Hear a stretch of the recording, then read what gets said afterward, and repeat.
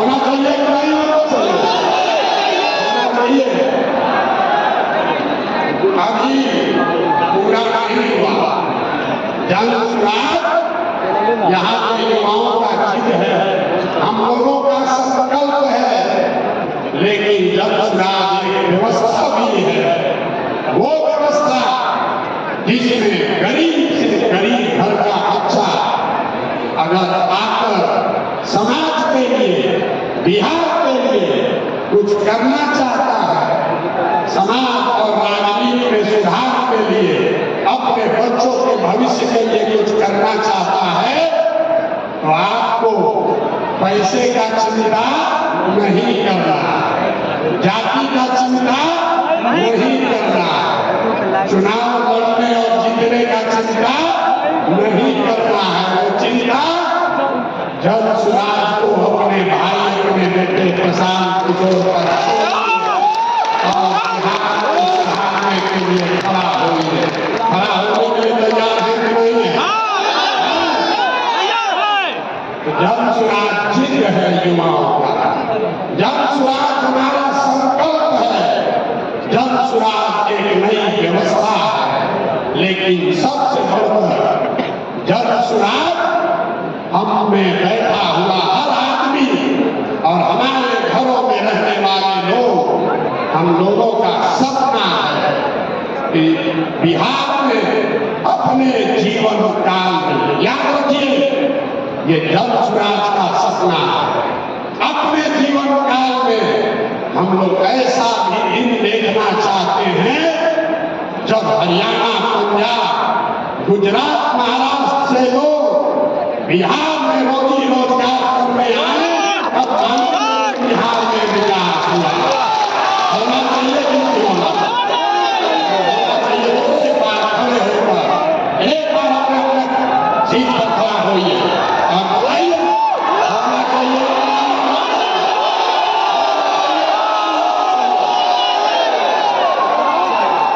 बैठिए और संकल्प लेकर जाइए, संकल्प लेकर जाइए।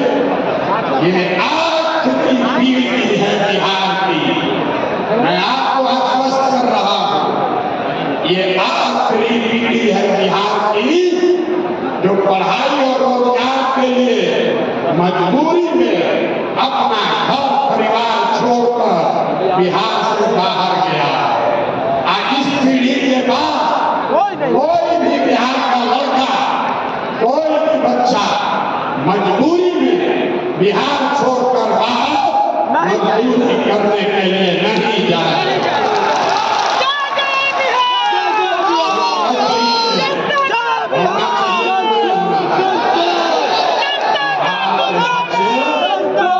बिहार के बच्चे मजदूरी करने के लिए पैदा नहीं हुए, मजदूरी करने के लिए नहीं पैदा हुए हैं। आप खड़े होइए और भरोसा रखिए, पूरे देश का राजनीति का मिडिल घुमाकर बिहार में लोग कर रहे हैं।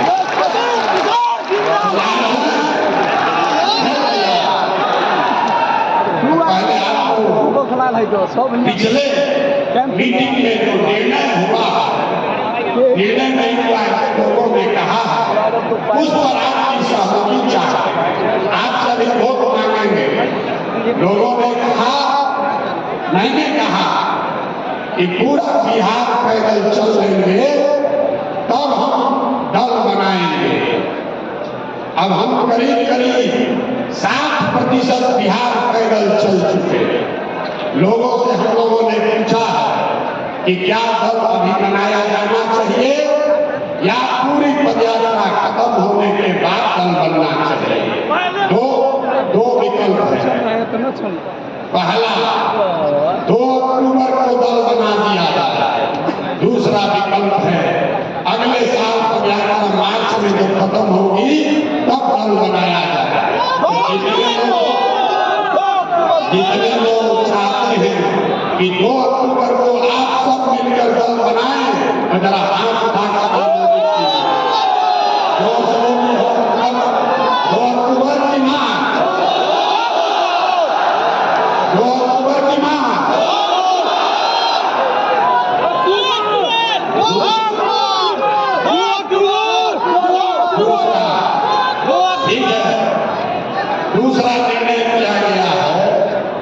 कि जन स्वराज का नेता जो हमने कहा है, जन स्वराज का नेता कोई प्रशांत किशोर नहीं होंगे, प्रशांत किशोर नहीं होंगे।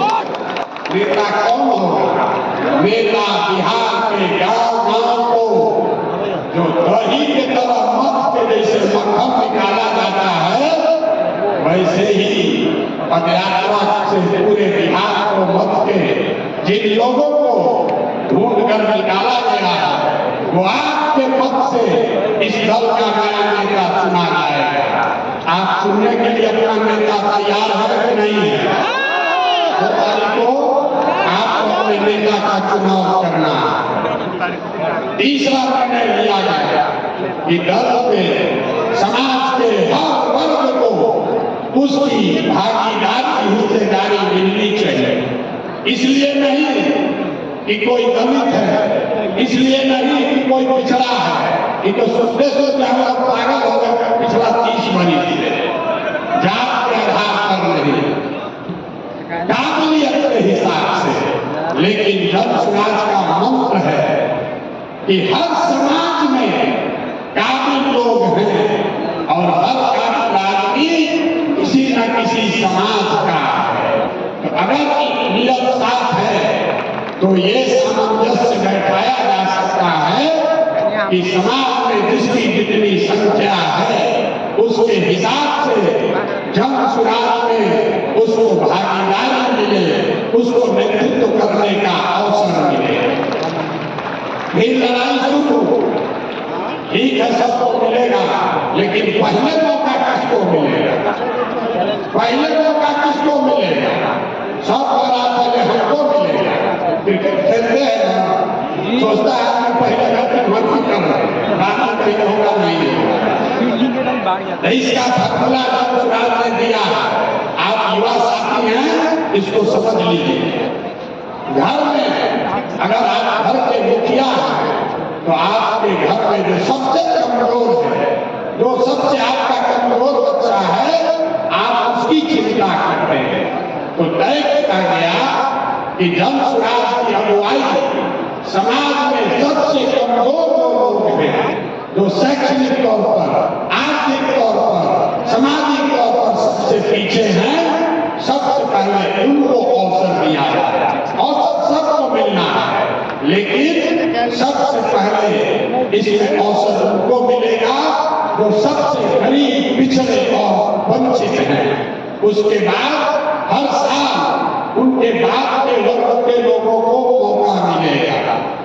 तीसरी बात, जो आपके विषय जो आपके इंटरेस्ट का है, लड़के पूछते हैं भैया युवाओं के लिए इसमें क्या है?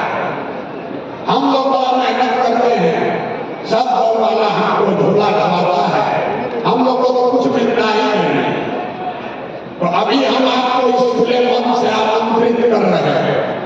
यहाँ बैठा हुआ कोई भी लड़का, कोई भी लड़की, अगर आप में क्षमता है, अगर आप में क्षमता है तो युवा का अध्यक्ष नहीं, जिला का अध्यक्ष नहीं, आप पार्टी के अध्यक्ष के लिए सीधे चुनाव लड़ें।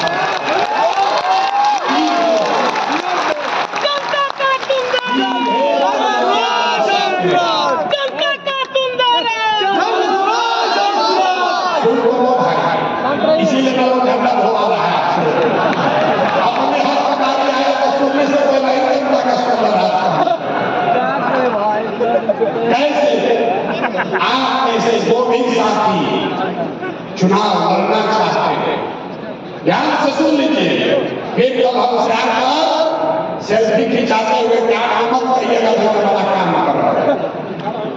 जिनको भी चुनाव लड़ना है, चाहे दल में लड़ना है, संगठन में लड़ना है, या विधायक में लड़ना है, जिला परिषद लड़ना है, मुखिया लड़ना है, आपको खुले मन से मैं आपको बता रहा हूं, ये तय किया गया है कि जो व्यक्ति भी कम चुनाव लड़ना चाहता है, किसी वर्ग का, उसके पास पैसा है या नहीं है, आपके बाबूजी विधायक हैं या नहीं है, उसका कोई मतलब नहीं।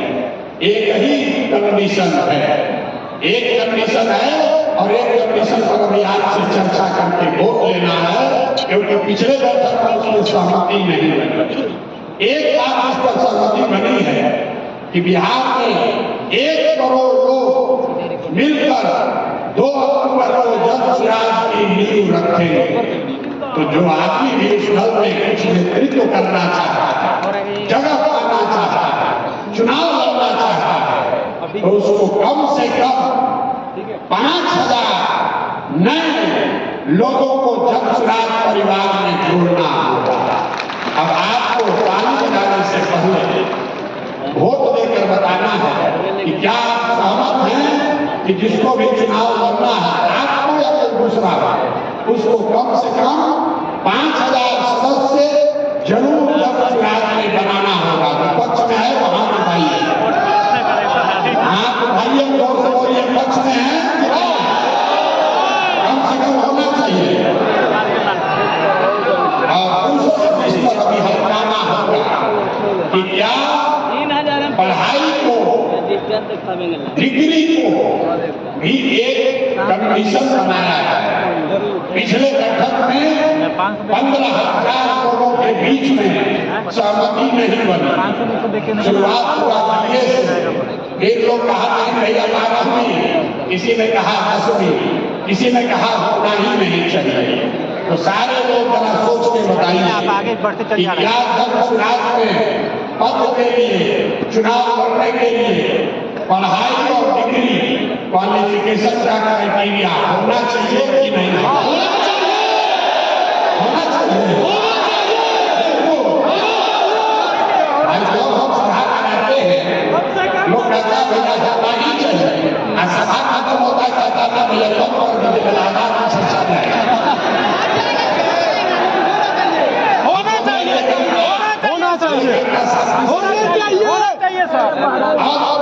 कहा कि पढ़ाई का क्राइटेरिया होना, क्योंकि बिहार के लोग 10वां फेल लोग से नेतृत्व में काम नहीं करना है। 10वां बोले हैं, 9वां नहीं बोले, 9वां नहीं बोले हैं, क्या बोले हैं? 10वां बोले हैं, 9वां बोले। हम लोग 10वां फेल आदमी के नेतृत्व में बिहार सुधारने के लिए नहीं किया। एक से एक पढ़ा लिखा बताइए, ज्ञान की भूमि बिहार, अगर 10वां फेल है तो हम बनेंगे इस्लामिक। बनना चाहिए कि नहीं बनना? बनना चाहिए, नहीं भाई, बनना चाहिए कि नहीं बनना चाहिए? ना तो हम लोग क्या रखें, 10वां रखें, 9वां रखें, 12वां रखें,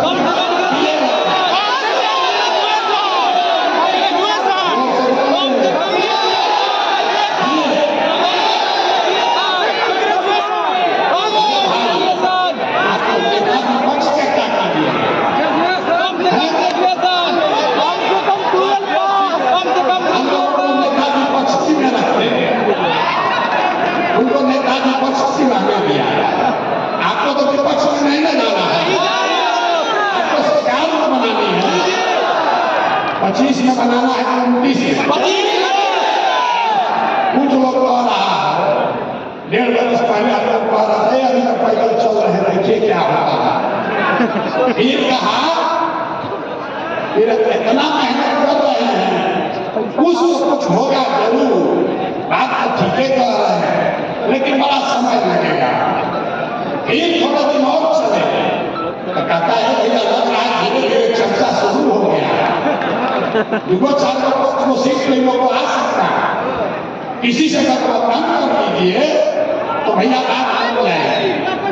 हमने क्या कहा, याद रखिए, जब स्वराज कितना सीट लड़ेगा, 243 नहीं,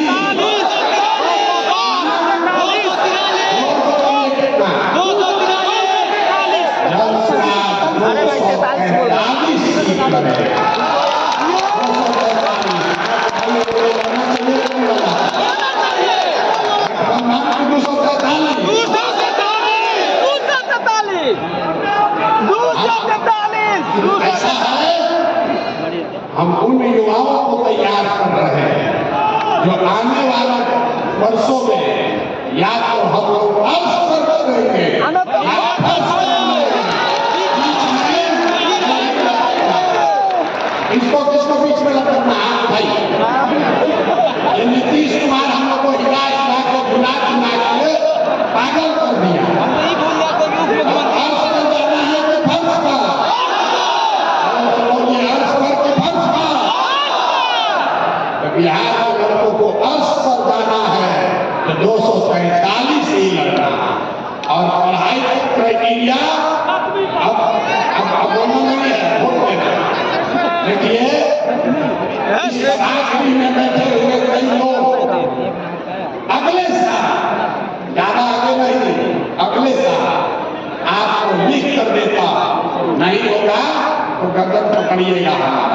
इस सभागृह में बैठे हुए लोग मंच सम्मिलित है उसमें कितने लोग अगले साल सदन में बैठे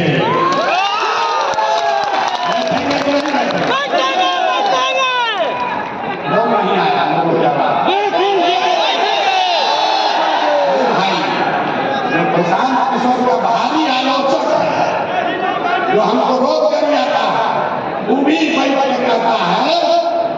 इस लड़के को और कुछ आए चाहे नहीं, चुनाव लड़ाने आया। आपको भरोसा है कि नहीं है? अगर किसी को चुनाव लड़ाने आता है तो प्रशांत किशोर को चुनाव लड़ाने आता है। एक काम मेरा आप लोग कीजिए, जो नेता उछल उछल कर बोल रहा है, जो भी बोल रहा है, उसका नाम नोट करके हमको भेजिए। 243 उसका सूची पहले नंबर 1 पर टांगिए। बेचैनी है सब। होना चाहिए कि नहीं? होना चाहिए, होना चाहिए, होना चाहिए। सकती है। अब आज से जो नेता जिसको खुला चुनौती दे दीजिए, जिसको सुन लीजिए क्या कहना है तो सुन लो भाई। 50 आदमी सामने आया है उन्होंने, यहाँ पर तो टोटल 1200-1500 लोग हैं, तो भी बताते हैं और 1200। तो पहली चुनौती दे दीजिए कि जो सामने से चाहे वो मीडिया में आकर बता दे कि हम जब चुनाव से लड़ने को तैयार है, उसी को पहले मौका लगाए। अब देखिए क्या आप कहाँ लगेगा कल से तैयार है, होना चाहिए। तैयार है ना? तैयार है कि नहीं? हमारा गला फंसा हुआ है तो कितना बोल रहा है, हम पूरा थोड़े ना है।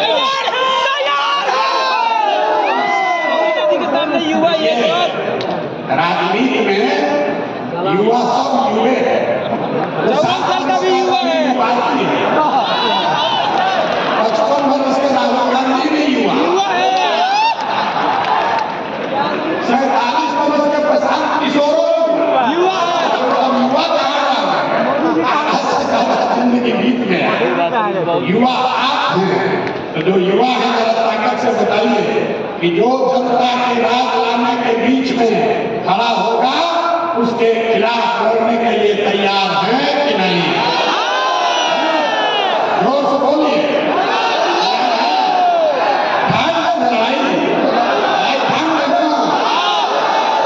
चुनौती स्वीकार कर लेना। एक ऐसे ही युवा साहब का परिचय कराते हैं, इनको लोग कहता है आसाम का सिंघम है, सिंघम।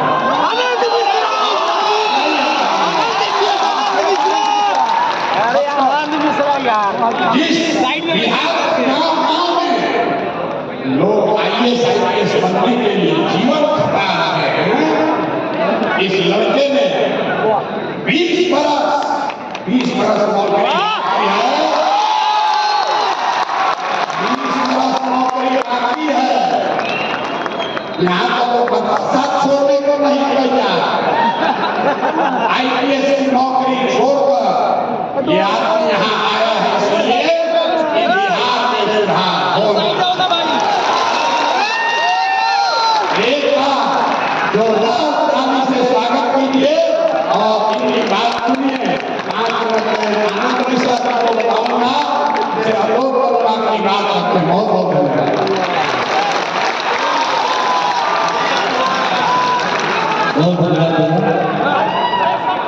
प्रस्तुत मंच को प्रस्तुत मंच के समक्ष उपस्थित सभी को नमस्कार। एक बार कुछ बोलने से पहले मैं चाहूंगा एक बार वही नारा हम सब सुबह से लगा रहे हैं, जय बिहार, जय बिहार। ये बात चलाइए, आपसे ज्यादा तेज चला रहा है। तो भैया का सबसे पहले धन्यवाद, जो एक इतना बड़ा मूवी, आप यकीन मानिए हम सब एक इतिहास बन रहा है और उसके साथ हम सबको जुड़ने का एक सौभाग्य प्राप्त हुआ है। ये सौभाग्य बार बार नहीं आता, ये अपनी बार आया है। बस इस पे एक चीज आप रखें, विश्वास। अगर आप विश्वास तभी इस पूरे मुहिम पे विश्वास आप तभी रख पाएंगे जब खुद पे विश्वास आ जाए। तो पहले खुद पे विश्वास अर्जित करिए, उसके लिए खुद पे भरोसा रखिए। याद रखिए कि ये जो पैदा हुआ है, जो जीवन आया है, जो जिंदा है, वो बाकी जानवरों की तरह भी जिंदा होके कुछ किया, फिर किया, अपना जीवन जिया, मर गया। इसके लिए एक इतिहास के इस जगह पे एक ऐसे मोड़ पर आके हम खड़े हैं कि अगर आज हम बिहार के लिए कुछ न कर पाए तो बिलीव में ये जीवन इस काल में जीना कहीं ना कहीं व्यर्थ है। तो मैं भी इसी एक संकल्प के साथ आया। अपनी जिंदगी में बहुत अच्छी स्टेप हो गई थी। सभी कहा जिले का SSP था, यही जीवन था, एकदम आगे की जिंदगी सेट थी, अच्छा चल रहा था, नाम भी था, सब कुछ था जो हो सकता है घर के सफल करने में। राष्ट्रपति का भी पुरस्कार भी मिला, मुख्यमंत्री का भी अवार्ड मिला, सब कुछ मिला। लेकिन जो एक बात हमेशा मन में जुड़ती रही कि मैं तो ठीक हो गया, मेरा तो सब सच हो गया, लेकिन जब भी गाँव आता हूँ, जब भी वापस आता हूँ, जब अपने भाइयों को देखता हूँ, आप समझता हूँ, आपको वो क्षमता देखता है, आपने वो कोई नहीं देखती, मुझमें जो है मुझसे बेहतर दिखते हैं। आपने जो करने देखी वो अवसर से करने देखी, आपको अवसर करने, आप हर नहीं पा रहा है, हर बिहारी बना बन रहा है, लेकिन बिहार से बाहर जा रहा है। तो कहीं ना कहीं हमारी व्यवस्था का दिक्कत है। इस व्यवस्था को सुधारने के लिए जब निशानियां खड़े हुए हैं, तो अगर आज हम सारे बिहारियों में से जो भी इस मूवमेंट के साथ नहीं जुड़ रहा, यकीन मानिए कल वो पछताएगा ही नहीं, इतिहास उसको जरूर करेगा। जब बिहार बन रहा था बेटा, बेटी तुम कहाँ थे, तुम कहाँ सो रहे। ये चीज, ये आप सबका सम्मान है, आप सबका धन्यवाद है कि आज आप सब यहाँ आए हैं। आप सब जब यहाँ आए, ये खुद ही इस बात का सूचक है, इसका प्रमाण है कि आप इस दुनिया के साथ इस यज्ञ की आहुति करने को तैयार हैं। मैं आपको बताऊँ एक बात, बहुत लोगों ने मुझसे पूछा भैया आप सुधार क्या मिलेगा, मैंने कहा बस यही भाव तो बिहार को बर्बाद कर दिया, क्या मिलेगा, क्या मिला, हमको तो सब मिला जो था, सब छोड़ गए हैं, मैं क्या लेना है। इसी भाव से आप भी जुड़े। एक आदमी देखिए प्रशांत का बिहार कहानी देखिए, पूरे विश्व को घूम कराया, इन्होंने तो सब कुछ छोड़ रखा। देखिए तो मैं खुद इतना इंप्रेस की हवा क्या छोड़ा। तो इसलिए आप सबसे गुजारिश है कि ये हिम्मत बरकरार रखिएगा और अपने साथ रोज दो चार 10 लोगों को जोड़ करके ये जो मुहिम है ये हमारा नहीं करना चाहिए, ये हम सबकी साझी जिम्मेदारी है। बिहार का मतलब है इसमें हम अपना 100% देते रहे, ताकि कल जब इतिहास अच्छा जाए हमारी गिनती हो ना हो, लेकिन ये जो पूरा जनरेशन है इसको कोई ये याद रखे, पूरा जनरेशन भी अपना वक्त ऐसे ही पाता है। तो आप सबके बहुत धन्यवाद, ऐसे साथ बहुत धन्यवाद।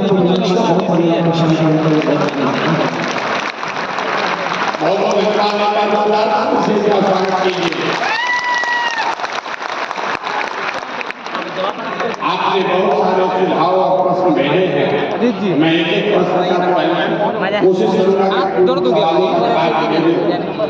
सबसे बड़ा ज्यादा अभी सवाल में देख रहा हम लोग पूछ रहे हैं युवाओं की भागीदारी कैसे है।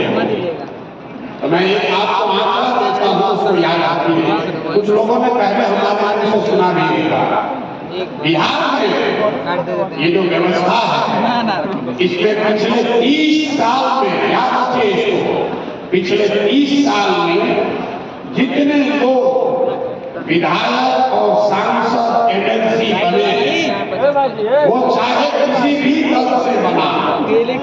आपको लगता है कि हमने कांग्रेस को हटाया आरजेडी को लाया, आरजेडी को हटाया जदयू को लाया, लेकिन अगर आप सभी सांसदों का विधायकों का नाम अगर लिखिएगा तो आपको पता चलेगा कि पिछले 30 साल में सिर्फ और सिर्फ 1250 परिवार के लोग ही बिहार में सांसद विधायक बने। तो जितने लोगों ने कहा है युवाओं की भागीदारी की बात, जन सुराज वही व्यवस्था बनाने का प्रयास है, सिर्फ युवाओं के लिए नहीं, राजनीति में आना के लिए इतना कठिन बना दिया गया है कि सामान्य परिवार का बच्चा ये सोच ही नहीं सकता है कि हम भी राजनीति में आएंगे। मैं आपको एक उदाहरण देके समझाता हूँ। अभी आज के उप मुख्यमंत्री हैं, उप मुख्यमंत्री हैं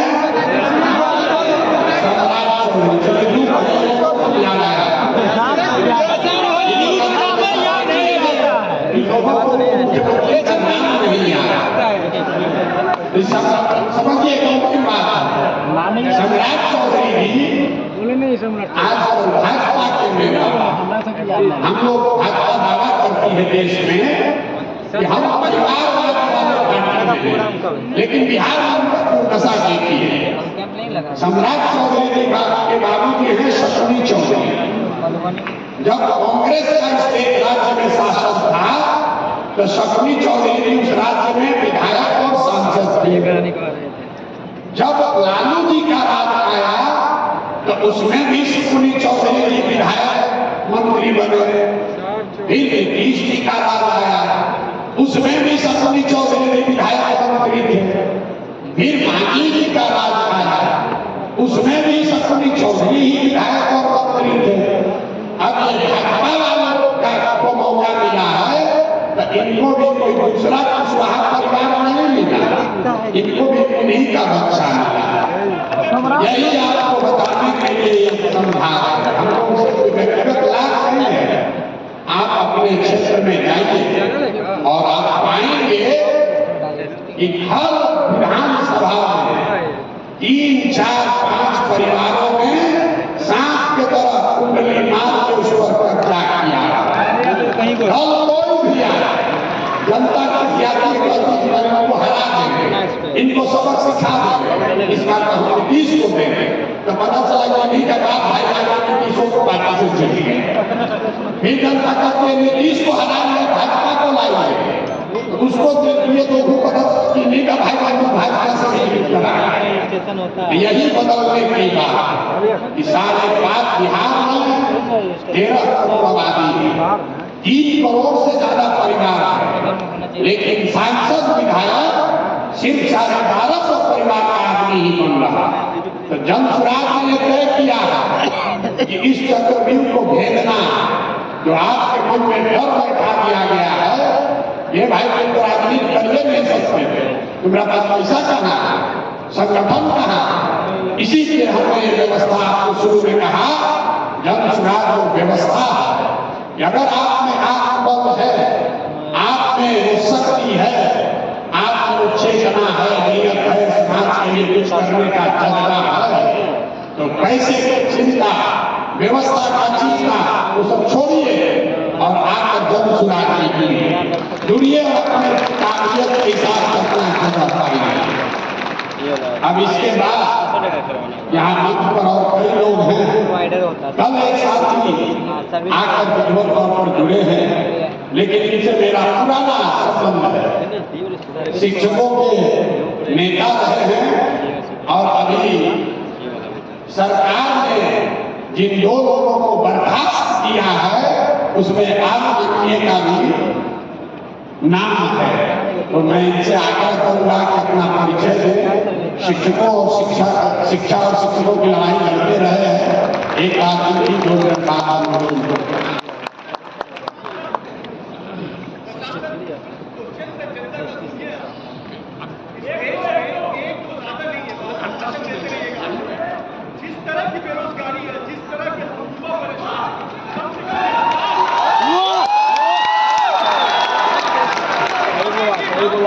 सभी को शांत रहो। माइक की जरूरत नहीं। आपने अंग्रेजी में बोला है we need job, yes we need job। प्रधान किसी सुनिए जवाब दे, अगर आपकी अनुमति हो तो जवाब दे। आपने कहा we need job, बेरोजगारी आज नहीं हुई है। अब आपको ये नौकरी का लॉलीपॉप दिखा कर करने वाले लोगों के बारे में एक आंकड़ा देते हैं, उसको समझ लीजिए। पूरे बिहार में 75 साल में चपरासी से लेकर मुख्य सचिव तक अगर जितने भी लोग नौकरी में, सरकारी नौकरी में हैं, सबकी संख्या को आप जोड़ दीजिएगा तो वो संख्या होती है 23 लाख। 1.97% लोगों को ही सरकारी नौकरी बिहार में मिला हुआ है। और आपको ये सब बात दिखाया जा रहा है कि हम आएंगे तो 10 कितने बार देंगे। आप तो पढ़े लिखे लोग 75 साल में 30 से ज्यादा सरकारों में मिलकर 23 लाख नौकरी ही दिया है बिहार में। जाकर बड़े विद्यार्थी शिक्षण लीजिएगा।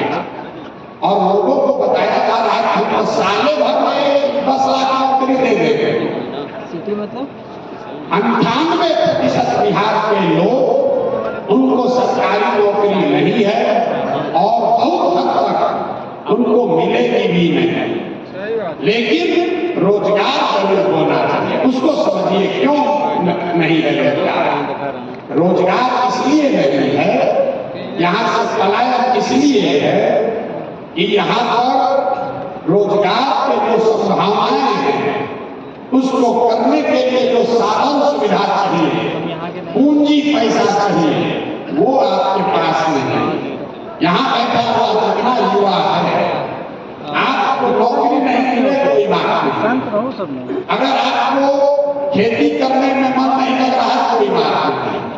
लेकिन अगर सरकार की ओर से आपको 5 लाख 10 लाख 2 लाख ऋण मिल जाए, कर्ज मिल जाए सस्ते दर पर, बिना किसी गारंटी के, बिना जमीन गिरवी रखे हुए, तो यहाँ बैठे हुए बहुत सारे लोग वो कुछ न कुछ अपना रोजी रोजगार कर लेंगे।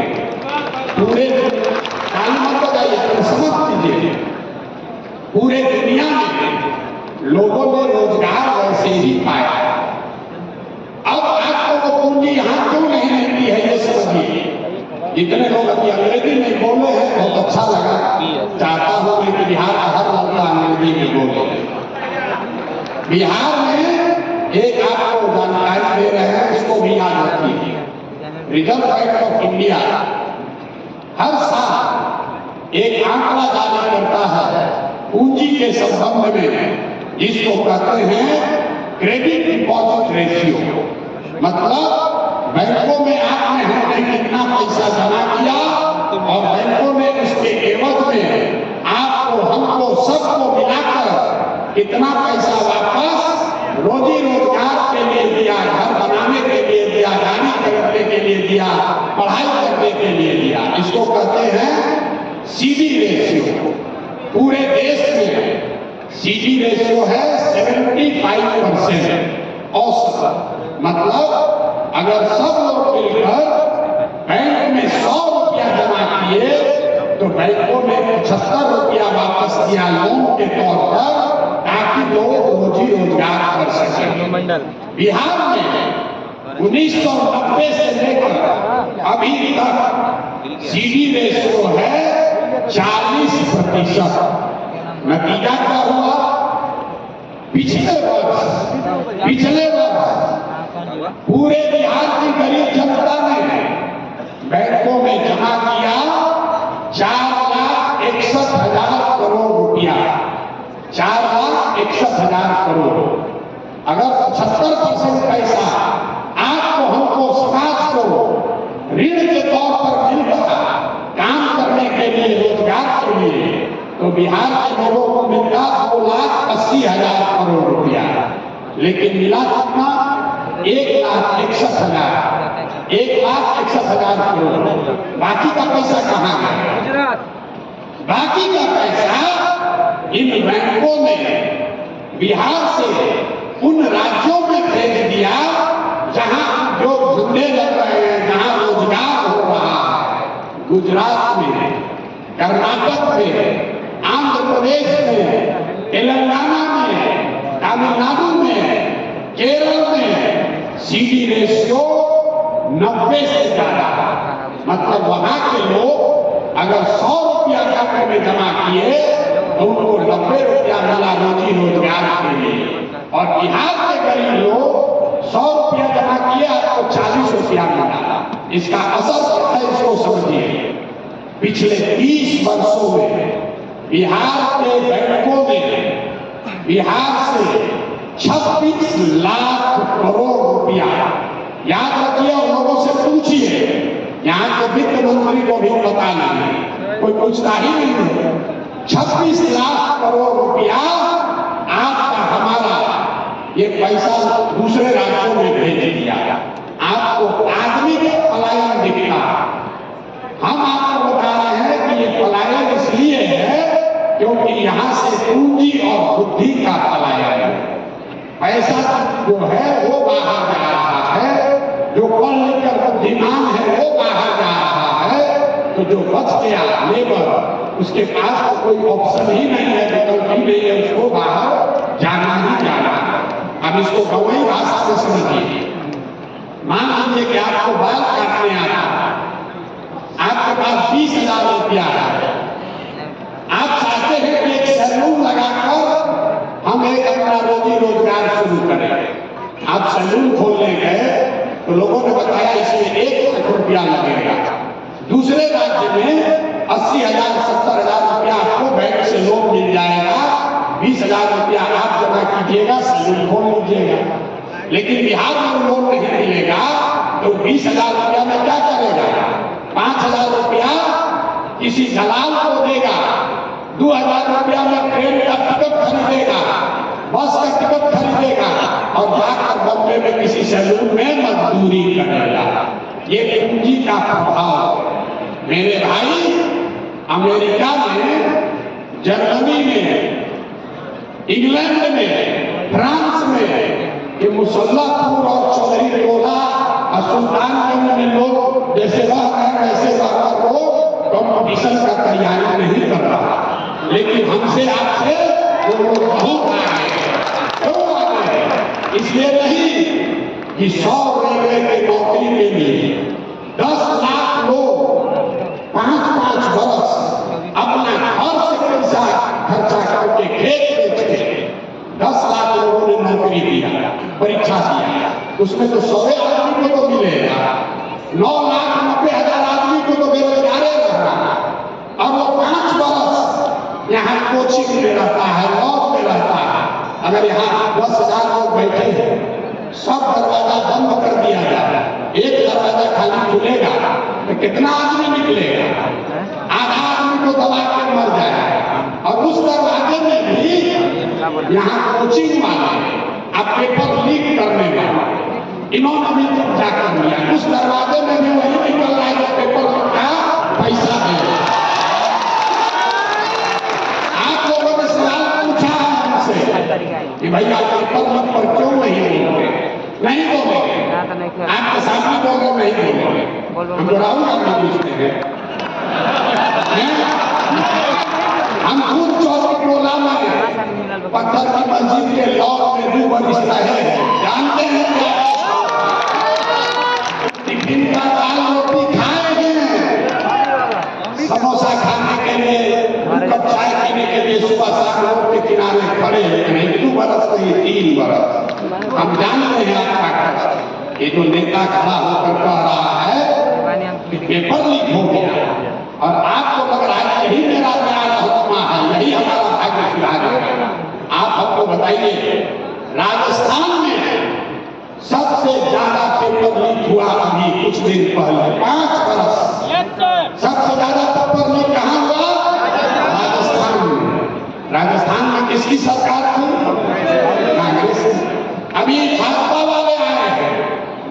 इन्होंने एनडीए बनाया, अब पता चला 4 सेंटर से सब टॉपर आया। बिहार का इसमें कोई सेंटर नहीं, कैसे रोजगार मिलेगा आप बताइए। कुछ दिन पहले, साल भर पहले यहाँ आप बता रहे हैं मेरा पेपर लीक हुआ है तो बोलिए, हम कह रहे हैं कि आप हमको वो परीक्षा बताइए जिसमें पेपर लीक नहीं हुआ, उसी पर बोले शायद कोई परीक्षा जहाँ पेपर लीक नहीं हो रहा। अब पिछली बार जब पेपर लीक हुआ उसमें जो मुख्य आरोपी हैं उनका फोटो सबसे पहले छपा उस समय के शिक्षा मंत्री के साथ, और आप कह रहे कैसे सुधरे। अब रिपोर्ट हुआ था 2 महीना पहले, तो आप यहाँ बैठे दूसरे लोग, हाँ सब लोग उसी नेता को विकल्प के अभाव में जाकर फिर जाकर उसी का बटन दबाएंगे। दबाएंगे कि नहीं दबाएंगे? दबाएंगे कि नहीं दबाएंगे? इसका गलती है। अरे आप लोग चोर को ही तिजोरी का चाबी दे दीजिएगा तो टूटेगा नहीं, तो वहां पर अगरबत्ती देखा जाएगा। और आप अरे ऑप्शन नहीं तो वही बनाने के लिए पसीना बहा ऑप्शन बनना चाहिए कि नहीं बनना चाहिए? आप नेता का लड़का जो 9वां फेल है, जिसको कभी जीवन में कोई परीक्षा नहीं देना था, उसको आप बना दीजिएगा नेता। अब फिर सोचिएगा कि हमको बड़ा रोजगार काहे नहीं मिल रहा। कैसे रोजगार मिलेगा? कैसे रोजगार मिलेगा? रोजगार तब मिलेगा जब रोजगार के लिए वोट दोगे। वोट दीजिएगा मंदिर बनाने के लिए, वोट दीजिएगा 4 किलो अनाज के लिए, वोट दीजिएगा नीतीश और मोदी को जिताने के लिए, वोट दीजिएगा बुलेट ट्रेन का वीडियो देख तो विकास बुलेट ट्रेन गुजरात में चलेगा कि बिहार में चलेगा? आइए एक विचार का बात किए भाई साहब, बहुत अच्छा सुनिए। अंतिम बात, नीतीश कुमार अभी सब लोग जानते हैं दिल्ली में सरकार बिहार के सांसदों के सहयोग से चल रही है ना भाई? ठीक है ना? तो मोदी जी के बगल में 2 बड़का नेता कौन बैठा था? एक बैठे चंद्रबाबू नायडू और दूसरे बैठे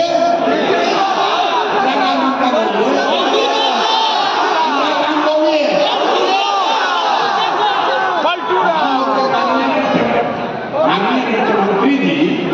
लोगों ने मीडिया में चलाया इस बार तो कमान नीतीश कुमार के हाथ में है। नीतीश कुमार क्या मांगे? नीतीश कुमार मांगे हमको कौन कौन मंत्रालय चाहिए। नीतीश कुमार मांगे कि अभी 18-19 वर्ष से खून चूसने से मन नहीं भरा, 5 वर्ष और हमको मुख्यमंत्री बनाओ। लेकिन नीतीश कुमार ने ये नहीं कहा कि बिहार में 30 को चीनी मिल बंद है, इसको चालू करोगे समर्थन देंगे। होना चाहिए नहीं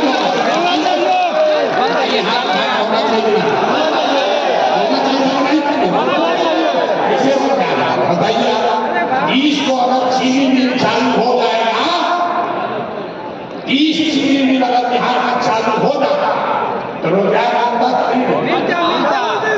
अब देश में कौन उद्योगपति का दम है कि मोदी जी कह देंगे जाकर चीनी मिल चालू करना है, ना कहेगा? कोई कहेगा? लेकिन नीतीश कुमार को क्या भूला? नीतीश कुमार भूला जाते हैं। जब बिहार के बच्चों की बात है तो वो भूल गए। अपना मंत्रालय मांगना याद है कि किसको मंत्री बना दो। 2 कैबिनेट चाहिए, 6 राज्य मंत्री चाहिए। अरे हम लोग को 30 को पहले चीनी मिल चाहिए। अगर आप गलत नेता चुनोगे तो खड़ा होकर हमको सवाल कर क्या करा नहीं कीजिएगा। हम तो गाने का सवाल लोगों को दे रहे थे। अब जब माइक दिया जाएगा तब बोलिएगा। और इसके बाद 2 बजे से रात में 2 बजे तक हम शेखपुरा हाउस में बैठे हैं। जिसको भी इच्छा हो आकर व्यक्तिगत तौर पर भी आप सवाल जवाब कर सकते हैं, कोई चिंता की बात नहीं है।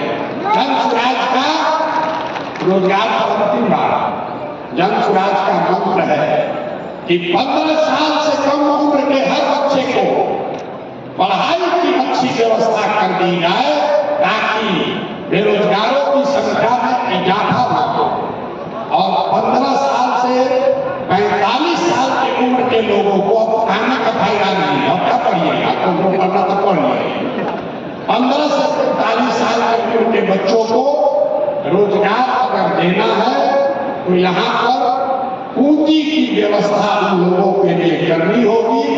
घर घर अगर पूंजी की व्यवस्था होगी तो यहाँ का युवा अपना काबिल है, उसमें वो क्षमता है, यहाँ की माताएं घर में काम कर सकती हैं, उनको साधन व्यवस्था दे दिया जाए तो सब लोग कुछ न कुछ कर सकता है। कुछ नहीं करेगा, 4 गाय भैंस तो सब पालेंगे, सब खोल लेंगे।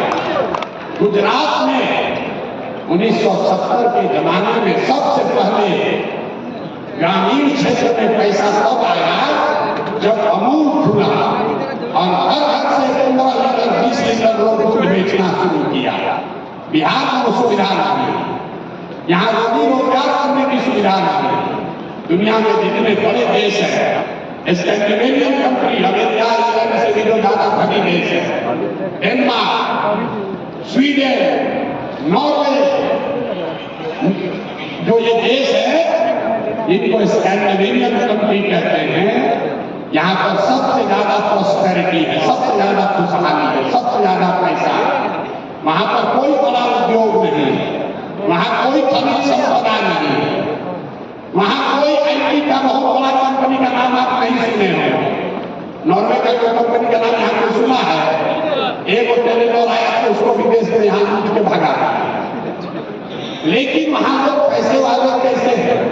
क्योंकि उनको अच्छी शिक्षा है और शिक्षा के बाद हर घर में करने के लिए कुछ न कुछ रोजी रोजगार। तो नौकरी आप करना चाहते हैं कीजिए, लेकिन नौकरी से, सरकारी नौकरी से बिहार में बेरोजगारी खत्म नहीं हो सकती है। इस भ्रम में मत पड़िए। जो लोग आपको ये बता रहे हैं वो अब वोट लेकर फिर से अपना जीवन अपने लिए नौकरी खोज रहे हैं, आपको नौकरी नहीं देने वाला। अब सुन लीजिए, ऐसे उपस्थित